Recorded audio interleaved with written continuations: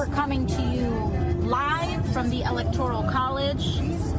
Many votes here, as you can see. Very efficient way to choose leadership of the country. Well, that was Alexandria Ocasio-Cortez, the Democratic Congresswoman, catching heat from the heartland over that Instagram video where she is calling the Electoral College a racist scam. This as a federal judge deals a major blow to progressive efforts to replace the Electoral College with a nationwide popular vote.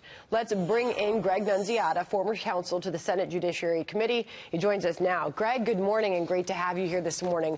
First, your thoughts as you heard the Democratic Congresswoman there make that point. What did you think?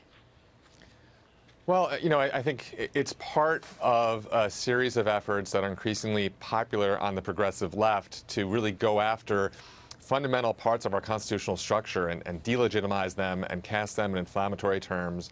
Obviously, there are complicated but sound arguments for the Electoral College, which were laid out in the Federalist Papers by our founders.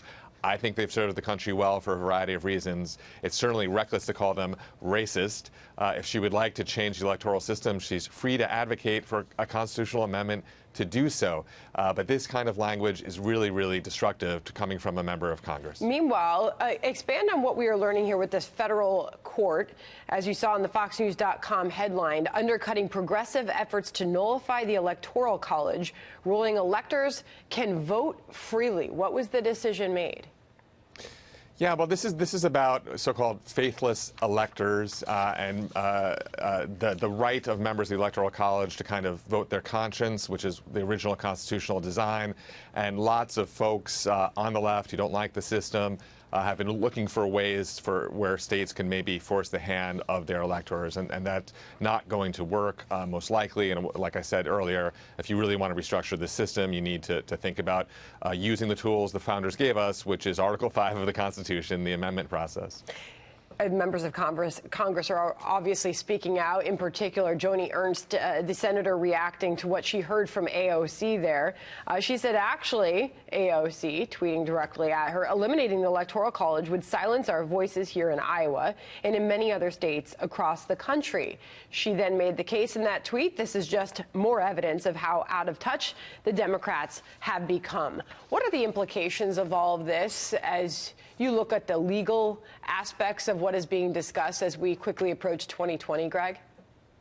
Well, it's just unfortunate that we see this, the two sides of the country coming apart in certain ways, and one side, the left, really, like I said, casting much of the federal structure and the existence of the Senate, the existence of the filibuster, the constitutional division of powers between the federal government and the states, all as somehow illegitimate, all as some part of conspiracy. And we really need to find ways to come together as a country, which is what that structure is meant to do. It's meant to create a system in which people from great concentrations of wealth and power, like the city of New York, where Congresswoman Ocasio-Cortez comes from, it's meant to make them appeal to the broad swath of the country, to rural areas as well as urban, and hopefully the same would happen vice versa.